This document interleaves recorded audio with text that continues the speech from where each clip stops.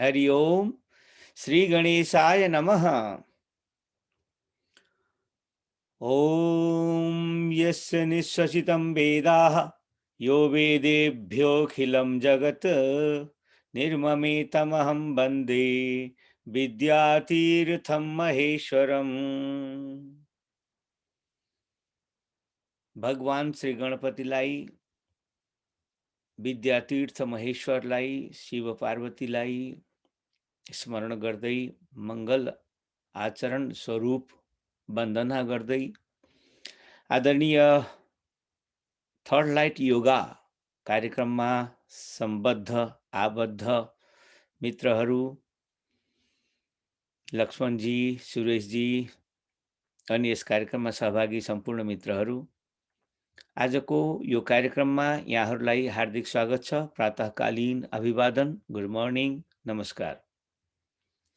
हामी विगत झन्डै 1.5 वर्षदेखि नियमित रूपमा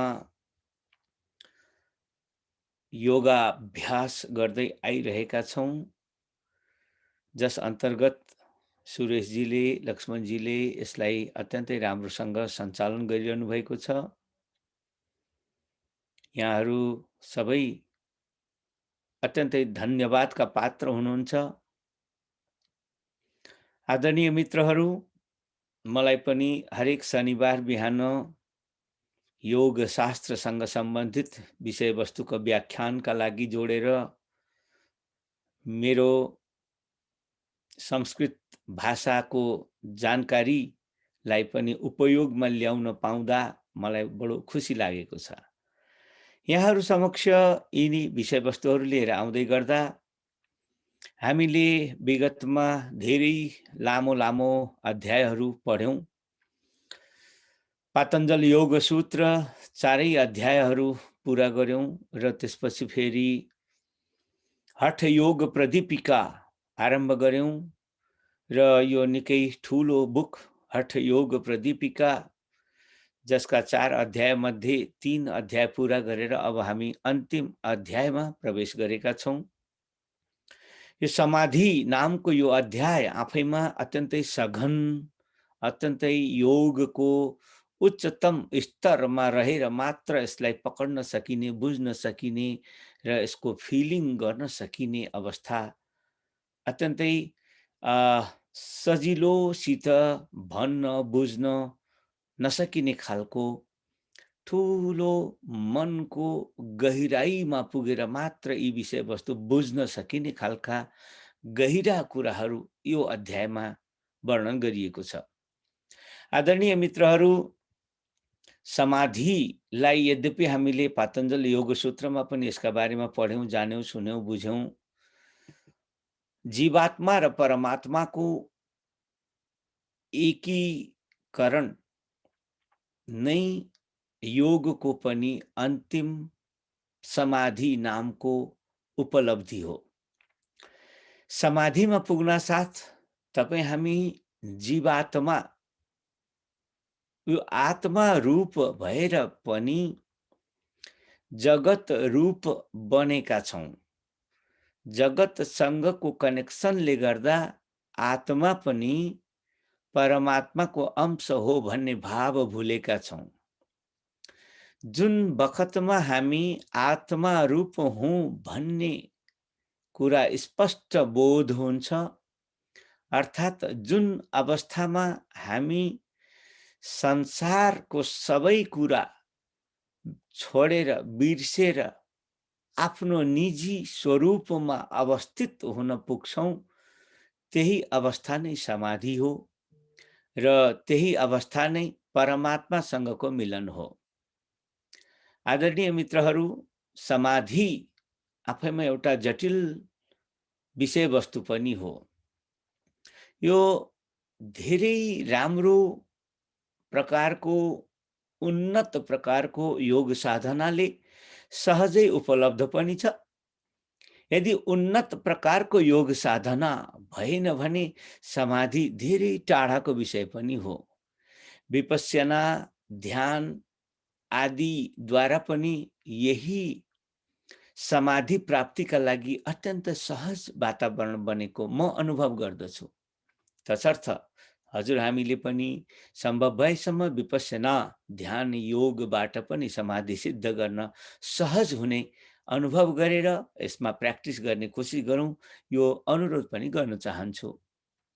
आदरणीय मित्रहरू, हामी यो अन्तिम अध्यायमा जसमा करिब 200 भन्दा धेरै श्लोकहरू छन्, ती मध्ये पहिलो खण्डमा पहिलो दिन गएको कार्यक्रममा हामीले सुरुका 10 वटा श्लोकहरू यहाँहरू समक्ष सुनाएका थियौं, यसको व्याख्यान गरेका थियौं। र अब आज हामी 11औं श्लोकदेखि 35औं श्लोकसम्म हामी पुग्नेछौँ र त्यहाँबाट अगाडि भने साम्भवी मुद्राको नयाँ चर्चा फेरि आगामी अन्य कार्यक्रममा गर्नेछौँ। र आज म यो 25 वटा श्लोकलाई लिएर यहाँहरू समक्ष उपस्थित भएको छु। योभन्दा अघिल्लो कार्यक्रममा हामीले पढेको अन्तिम श्लोकलाई पनि यहाँ स्मरण गर्न चाहन्छु। विविधैः आसनैः कुम्भैः विचित्रैः करणैरपि प्रबुद्धायां महाशक्तौ प्राणः शून्ये प्रलीयते। हठ योग प्रदीपिका अन्तर्गत हामी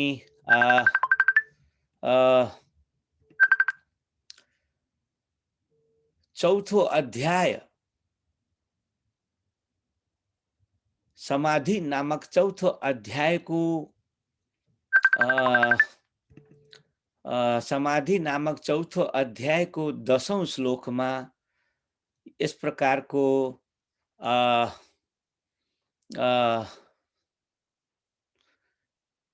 समाधिको चर्चा गर्दै गर्दा 10औं श्लोकले, चौथो अध्यायको 10औं श्लोकले हामीलाई के संकेत गरेको छ भने विविधै आसनै कुम्भै विचित्रै करणैरपि प्रबुद्धायां महाशक्तौ प्राणः शून्ये प्रलीयते। अनेक तरहका आसनहरू गरेर, अनेक तरहका प्राणायामहरू गरेर, अनेक तरहका करण अर्थात् विपरीत करणी मुद्रा आदि अनेकन करणहरू गरेर महाशक्तिलाई जगाएर अर्थात् कुण्डलिनी शक्तिलाई जगाएर अनि प्राणः शून्य प्रलीयते, जब हाम्रो प्राण अर्थात् इडा र पिङ्गलालाई सुषुम्ना अर्थात् शून्यमा मिसाइन्छ, शून्यमा लय गराइन्छ अनि शून्यमा लय गर्न साथ त्यो समाधि नामको अवस्था फलित हुन्छ, त्यो अघिल्तिर उपस्थित हुन्छ, समाधि घटित हुन्छ। आदरणीय मित्रहरू, यो 10औं श्लोकले हामीले अघिल्लो कार्यक्रममा संकेत गरेका अथवा पढे सुनेका कुराहरू भनिरहेको छ र अब अघिल्लो श्लोक 11औं श्लोकमा आजदेखि हामी 35औं श्लोकसम्मको चर्चा गर्नेछौँ। आउनुहोस् यसका पाठ र यसका अर्थलाई बुझौँ। उत्पन्न शक्तिबोधस्य त्यक्त निःशेष कर्मणः योगिनः सहजावस्था स्वयमेव प्रजायते।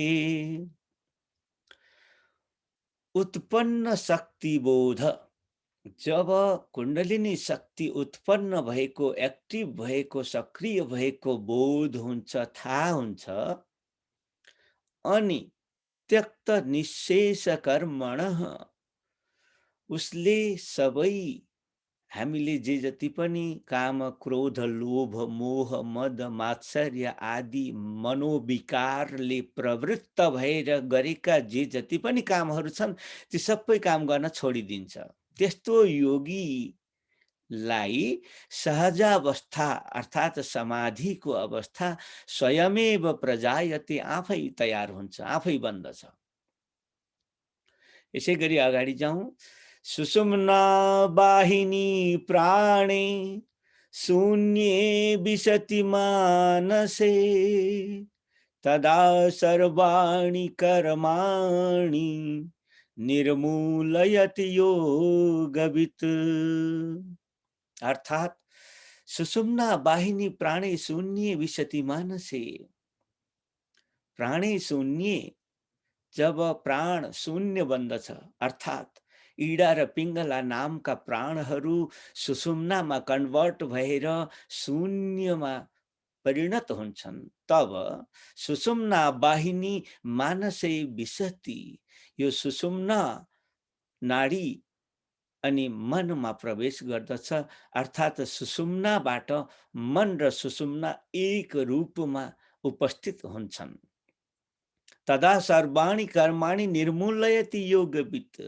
अब जब सुषुम्ना नाडी र मनको लय हुन्छ, एक रूपता हुन्छ, अनि त्यो बेलामा सबै तरहका काम गराउने जो पनि मानसिक विकारहरू छन्, ती उपद्रवहरू निर्मूलयति, त्यो सब नष्ट भएर जान्छ। योगवित्, योगलाई जान्ने समाधिमा सिद्ध भएका मान्छेहरूका हातमा यस्ता सिद्धिहरू उपलब्ध हुन्छन्। त्यसैले यस्ता सिद्धलाई नमस्कार भन्दै अघिल्लो श्लोकमा भन्नुहुन्छ, अमराय नमस्तुभ्यं सोऽपि कालस्त्वया जितः पतितं वदने यस्य जगत एतत् चराचरम्। अमराय नमस्तुभ्यम, अमर हुन्छन् योग साधनाले सिद्ध जो बने ती अमर हुन्छन्, ती कहिल्यै पनि मर्दैनन्, अर्थात् ती आत्मा रूपमा उपस्थित हुन्छन्, जो आत्मा कहिल्यै पनि मर्दैन। त्यसैले तिनीहरूको नाम अमर भनिन्छ। सिद्धहरू, समाधि सिद्धहरू अमर हुन्छन्। अमराय नमस्तुभ्यम, हरेक अमर महात्माहरूलाई, समाधि सिद्ध महात्माहरूलाई नमस्कार। सोपि कालस्त्वया जितः, यस्तो जित्नै नसकिने काललाई पनि तपाईँले जित्नुभयो र अमर हुनुभयो। पतितं वदने यस्य जगत एतत् चराचरम, यो सकल जगत जति पनि छ चराचर, यो सब तपाईहरूको चरणमा शरण परेको छ। चित्ते समत्वमापन्ने वायौ व्रजति मध्यमे, तदा मरोली वज्रोली सहजोली प्रजायते। चित्ते, जब हाम्रो चित्तमा समत्वम आपन्ने, समता आउँछ, चित्तमा समता आउँछ, अर्थात् सुषुम्ना र चित्तको एक रूपता भएपछि वायु व्रजति मध्यमे, वायु जो इडा र पिङ्गलाका नामले हाम्रा शरीरमा नाडीबाट चलिरहेका छन्, त्यो सबै मध्यमा आउँछ, अर्थात् सुषुम्ना बनेर आउँछ। तदा त्यस बखतमा अमरोली, वज्रोली, सहजोली इत्यादि हामीले मुद्राका बारेमा पछाडि अध्यायमा पढ्यौं। ती सबै योग मुद्राहरू पनि सहजै सजिलै प्रजायते, ती मुद्राहरू आफै बन्दछन्, आफै सहजोली हुन्छ, आफै वज्रोली हुन्छ, आफै अमरोली हुन्छ, जब चित्त र सुषुम्ना नाडी एक बन्दछन्। यसै गरी अगाडि अर्को डिफरेन्ट छन्दमा अर्को श्लोक भन्दै हुनुहुन्छ, ज्ञानं कुतो मनसि सम्भवति हतावत् प्राणोऽपि जीवति मनो म्रियते न यावत्। प्राणो मनो द्वयमिदं विलयं न यत् यो मोक्षं स गच्छति नरो न कथञ्चिदन्यः।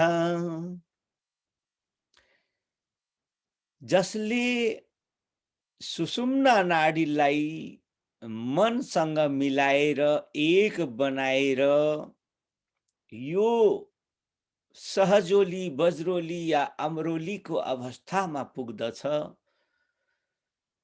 त्यो साँच्चै ठुलो ज्ञानी, असली ज्ञानी हुन्छ। अरू ज्ञानी ज्ञानी नै होइनन्, अरूको ज्ञान एकैछिन आउने एकैछिनमा बिर्सन्ने, यस्तै नाशवान हुन्छ। त्यही भएर ज्ञान त त्यसलाई बल्ल हात पर्छ जुन ज्ञान साँचो ज्ञान हो, अविनाशी ज्ञान हो। ज्ञानम कुतो मनसि सम्भवति हतावत्, त्यो असली ज्ञान तब तक हाम्रो मनमा सम्भव हुँदैन। प्राणोऽपि जीवति मनो म्रियते न यावत्, अनि फेरि ज्ञान केमा आधारित छ? मनमा। मन लाग्यो भने, मनले समायो भने ज्ञान ज्ञान बन्छ, मनले समाएन भने ज्ञान ज्ञान बन्दैन। मन ज्ञानको आधार हो। फेरि त्यो मनको आधार प्राण हो, हावा वायु हामीले जो श्वास प्रश्वास गर्छौँ, यो श्वास प्रश्वासले नै हाम्रो मन बनिरहेको हुन्छ। श्वास प्रश्वास हामीले छोटो छोटो गऱ्यौँ भने हाम्रो चित्त पनि बढी चञ्चल हुन्छ। त्यही भएर लामो लामो सास फेर्नुहोस्, चित्त पनि शान्त हुन्छ, लामो समयसम्म एक काममा टिकिरहने खालको हुन्छ। त्यही भएर मन प्राणमा आधारित हुन्छ भन्ने कुरा जान्नुपर्छ। अब मन ज्ञान आधारित छ मनमा, मन आधारित छ प्राणमा। प्राणोपि जीवति मनो म्रियते न यावत। प्राण पनि तब तक चलिरहन्छ जब तक मन मर्दैन। जब तक मन उपराम हुँदैन, मर्दैन या शान्त हुँदैन, तब तक प्राण पनि चलिरहन बाध्य छ। यसरी मन र प्राणको त्यस्तो सम्बन्ध छ, अन्योन्याश्रय सम्बन्ध छ। मन नभए प्राण हुँदैन, प्राण नभए मन हुँदैन, प्राण भए मन हुन्छ, मन भए प्राण हुन्छ। यस्तो अन्योन्याश्रित सम्बन्ध भावनाले यो दुईटैलाई एक रूपता दिनु अनि बल्ल असली ज्ञान प्राप्त गर्ने साधन या माध्यम या सम्भव हुन्छ। प्राणो मनो द्वयमिदम विलयम नयतियो। प्राणलाई र मनलाई दुईटैलाई जसले विलय गराउन सक्छ, मोक्षम सगच्छति नरो न कथञ्चित अन्यः। जसले प्राण र मन दुईटैलाई विलय गर्न सक्छ, त्यो बल्ल मोक्षको भागी बन्दछ। त्यसले बल्ल मोक्ष भन्ने चिजलाई भेटाउँछ। न कथञ्चित अन्यः, अरू केही गरे पनि अरूले कसैले केही गरेर भेटिनेवाला छैन। ज्ञात्वा सुषुम्ना सद्भेदं कृत्वा वायुं च मध्यगम् स्थित्वा सदैव सुस्थाने ब्रह्मरन्ध्रे निरोधयेत्। ज्ञात्वा सुषुम्ना सद्भेदम, सुषुम्ना नाडीलाई चिनेर जानेर बुझेर अनि त्यसबाट उठ्ने अनेक तरहका भेदहरूलाई पनि जानेर बुझेर अनि वायुम च मध्यमम कृत्वा, आफ्नो प्राणवायुलाई पनि इडा र पिङ्गलाबाट बगाउने होइन, मध्यम सुषुम्नाबाट बगाउने प्र्याक्टिस गरेर जानेर त्यस्तो सुषुम्ना नाडीलाई प्रवाहित गरेर अनि राम्रा ठाउँमा सत शुभ स्थानमा बसेर ब्रह्मरन्ध्रलाई निरोध गर्ने, अर्थात् हाम्रो शिरको सबैभन्दा माथिल्लो भाग जहाँबाट सबै तरहको ऊर्जा हाम्रो शरीरमा आउँछ या जान्छ, एउटा ऊर्जाको द्वार निकास यहाँ बनेको छ। यो यहाँ यसलाई ढाकेर राख्नुपर्छ, यसलाई सकेसम्म बन्द राख्नुपर्छ, यसलाई सकेसम्म लक राख्नुपर्छ। त्यो योग साधनाको ऊर्जा बाहिर नजाओस् भनेर यसलाई निरोधयेत, यसलाई ढाकिराख्नुहोस्, यसलाई ढाकिराख्नुहोस्। ब्रह्मरन्ध्रे निरोधयेत, यसलाई ढाकिराख्नुपर्छ। योगीले यो जान्न पर्ने कुरा हो। आदरणीय मित्रहरू, यसै गरी अब अघिल्लो श्लोकमा जाउँ।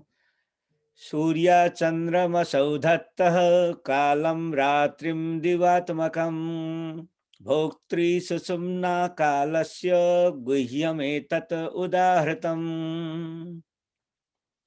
सूर्य चन्द्रमसौ धत्तः कालं रात्रि दिवात्मकम्। सूर्य र चन्द्रमाले राति र दिन बनाएर एउटा समयलाई क्रिएट गरेका छन् या समयको सङ्केत गरेका छन्। यसैमा सबै तपाईँ हामी जन्मिन्छौँ, तपाईँ हामी मर्छौँ। भोक्तृ सुषुम्ना कालस्य, यो सुषुम्ना नाडीबाट हामीले सास फेर्न जान्यौँ भने के हुन्छ भने योले काललाई पनि खाइदिन्छ। हामी इडा र पिङ्गलाबाट सास फेर्दाखेरि दिन र रात रूपका समय बन्छ, काल खडा हुन्छ र त्यही कालले हामीलाई खाइराखेको छ। यदि हामीले सुषुम्नाबाट सास फेर्न जान्ने, सुषुम्ना नाडी सञ्चालन गर्न जान्ने भयौँ बन्यौँ भने त्यो सुषुम्नाले काललाई खाइदिन्छ।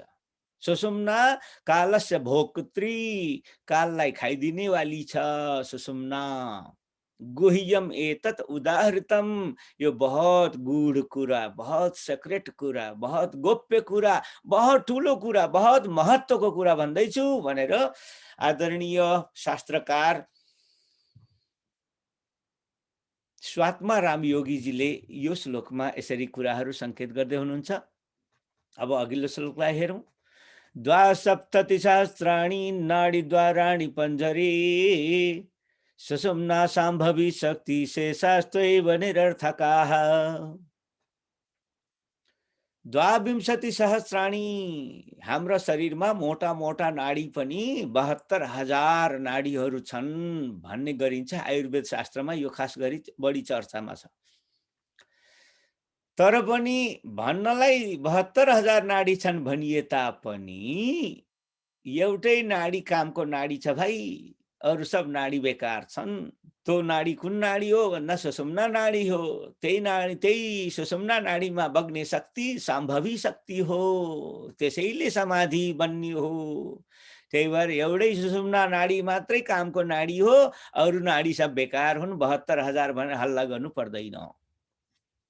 यसै गरी अघिल्लो श्लोकमा भन्नुहुन्छ, वायुः परिचितो यस्मात् अग्निना सह कुण्डलीं, बोधयित्वा सुषुम्नायां प्रविशेत् अनिरोधतः। इडा पिङ्गला इत्यादि प्राणवायु इत्यादि वायुलाई परिचितो यस्मात्, जसले कसैले चिन्यो, योगीले जान्यो, बुझ्यो, यसमा कन्ट्रोल गर्न जान्यो, प्राणायामको माध्यमले वायुमाथि आफ्नो अधिकार सफल अधिकार स्थापित गर्न सक्यो भने अग्निना सह कुण्डलीम, अनि कुण्डलिनी जागृत गर्न जान्यो, यसलाई चाहिँ जान्यो, बुझ्यो, परिचित भयो भनेदेखि बोधयित्वा सुषुम्नायां प्रविशेत अनिरोधतः, यो सबै कुरा जान्न सकिन्छ। यदि जानियो भने सुषुम्नामा हामी सजिलै प्रवेश गर्न सक्छौं। सुषुम्नामा प्रवेश हुनासाथ समाधि सिद्ध हुन्छ। सुषुम्ना वाहिनी प्राणे सिद्धति एव मनोन्मनी, अन्यथा तु इतराभ्यासाः प्रयासायैव योगिनाम। सुषुम्ना नामको यो प्राणवायु यसरी सिद्ध भयो भने आफै मनोन्मनी दशा समाधि अवस्था बन्दछ।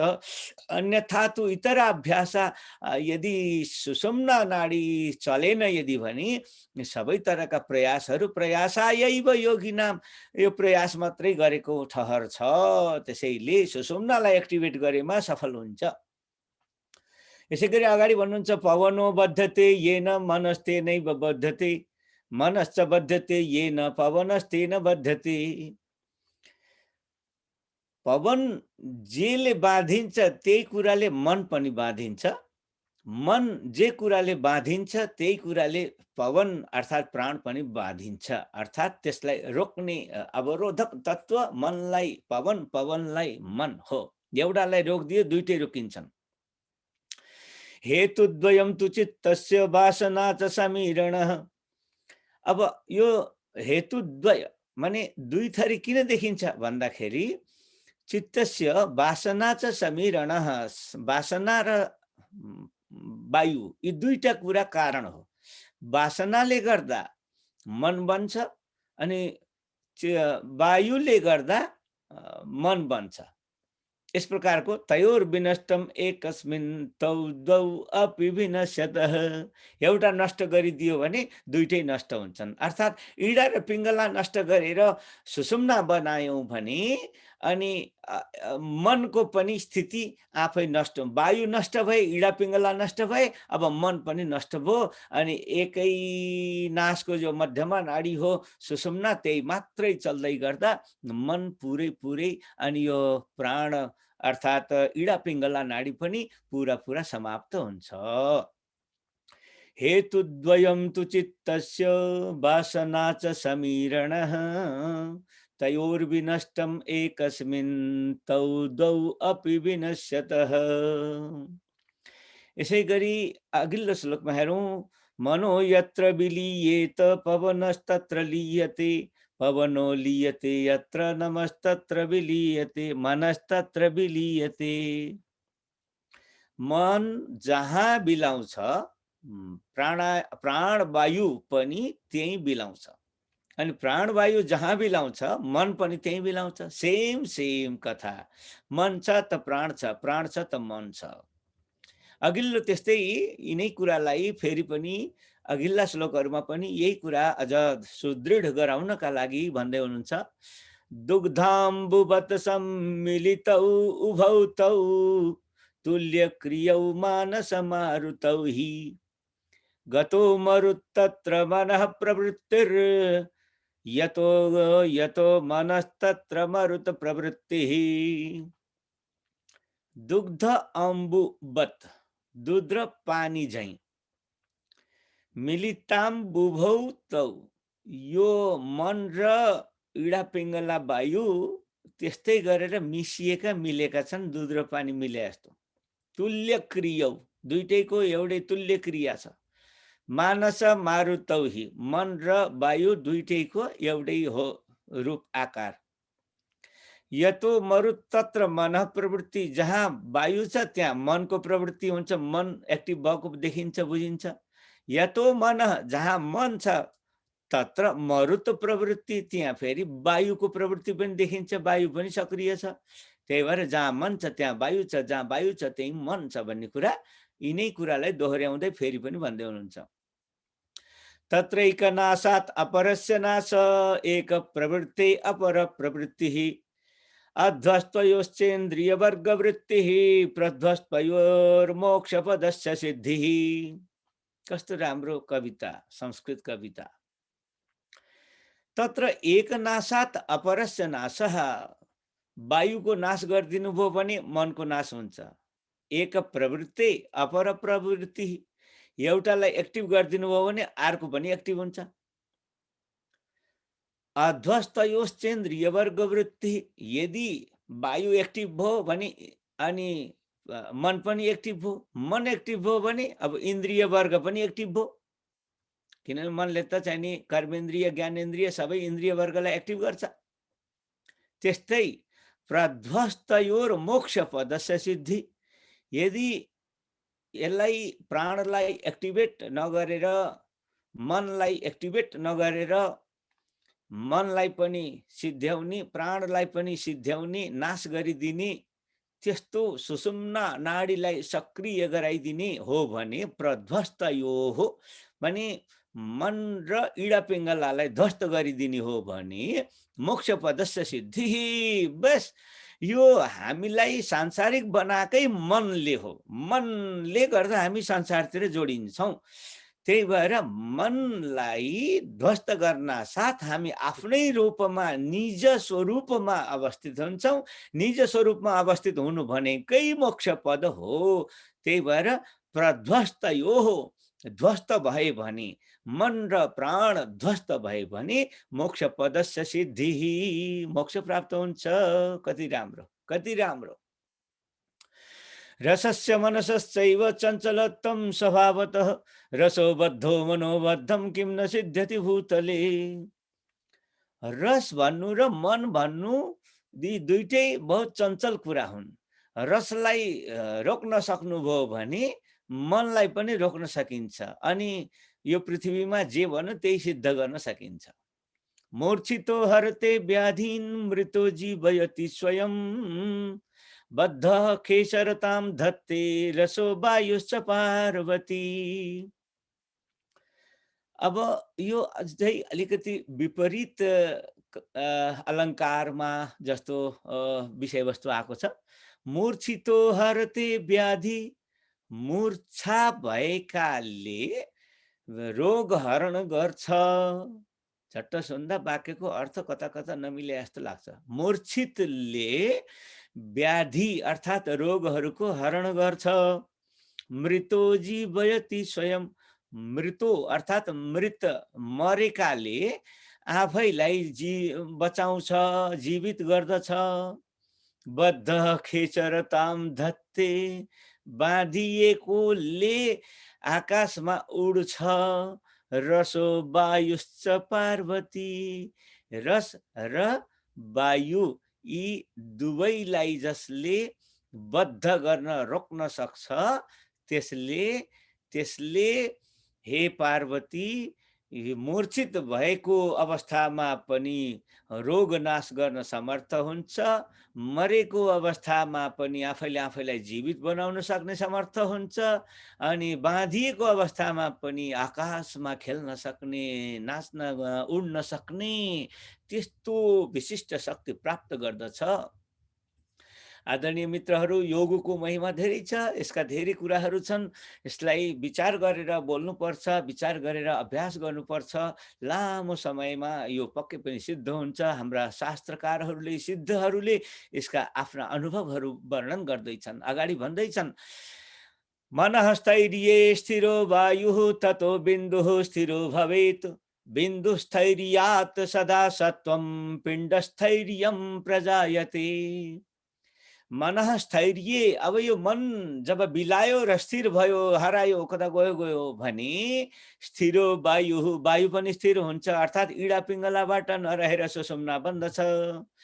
ततो बिन्दु, अब सुषुम्ना नाडीबाट अगाडि बढ्दै जाँदाखेरि आफैमा बिन्दु उत्पन्न हुन्छ, बिन्दु जो आफैमा स्थिर हुन्छ। मनः स्थैर्ये स्थिरो वायुः, मन स्थिर भयो भने वायु स्थिर हुन्छ।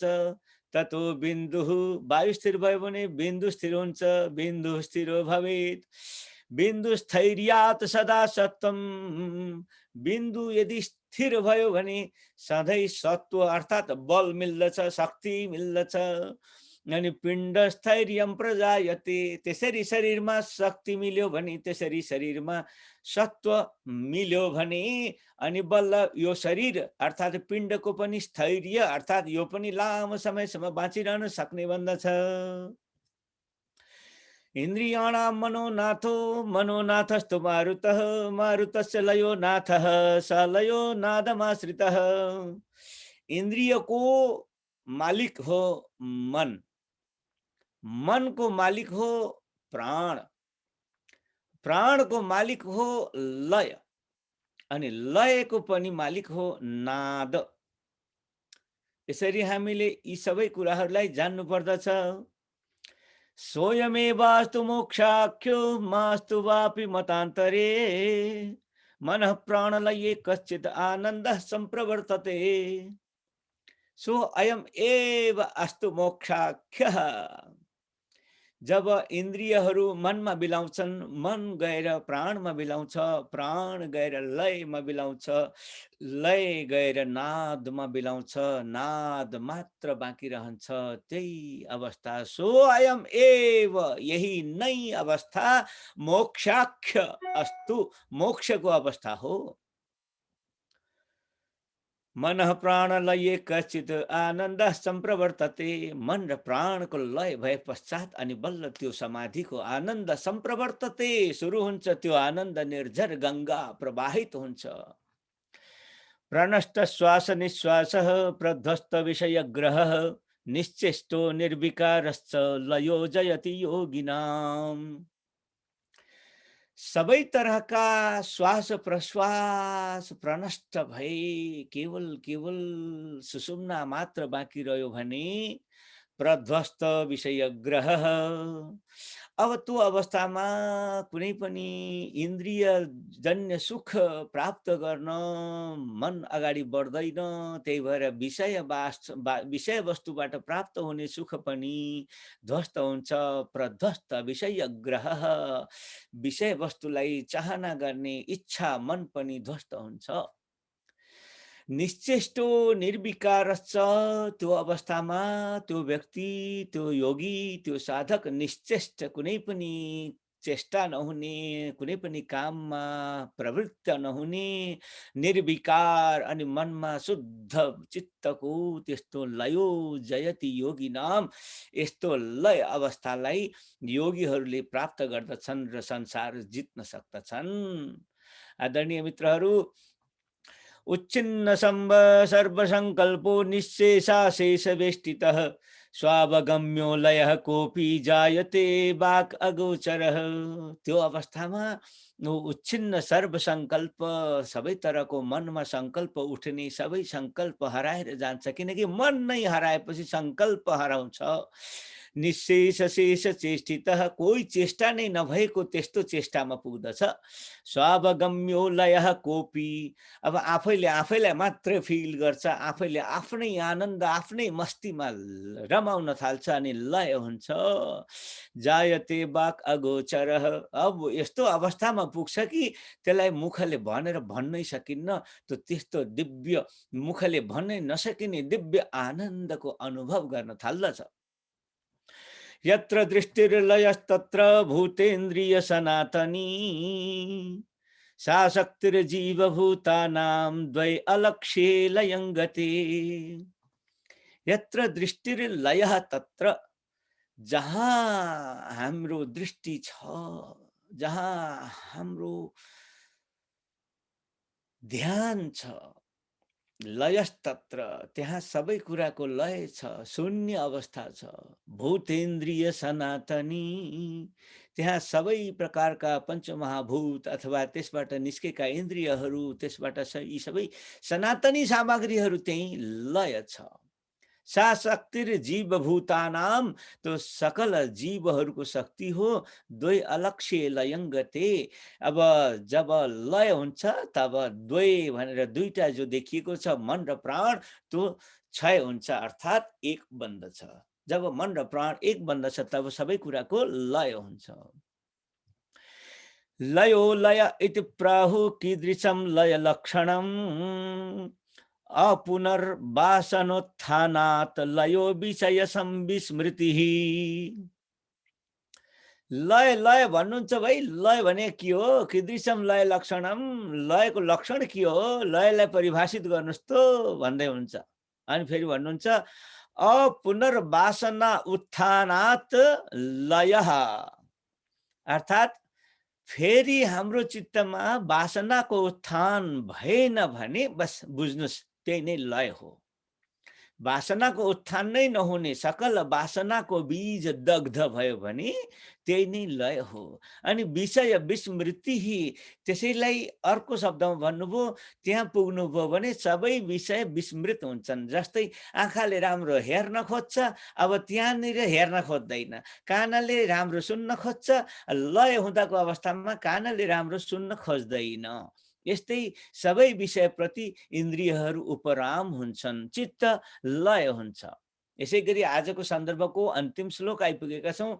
वेद शास्त्र पुराणानि सामान्य गणिका इव, एकैव शाम्भवी मुद्रा गुप्ता कुलवधूरिव। वेद शास्त्र पुराण आदि जति पनि ग्रन्थहरू छन् ती सामान्य नारी जस्ता हुन्, तर एकैव शाम्भवी मुद्रा गुप्ता कुलवधूरिव। यी शाम्भवी मुद्रा भनेको यस्तो मुद्रा हो, यस्तो अवस्था हो, यस्तो योग साधना हो कि त्यही नै एकमात्र कुलवधू जस्तो सम्मानित, सधैँ गुप्त, सधैँ चाहिँ नि अत्यन्तै उच्च कुलीन सुरक्षित ढङ्गले राखिएकी या अथवा त्यसरी सुरक्षित गरिएकी त्यस्तो दिव्य विद्या, एकमात्र विद्या, एकमात्र योग साधना हो शाम्भवी मुद्रा। यस प्रकारको मुद्रालाई हामी आगामी दिनमा अरू यो शाम्भवी नामको प्रकरणमा अरू थप पढ्नेछौँ, चर्चा गर्नेछौँ, बुझ्नेछौँ।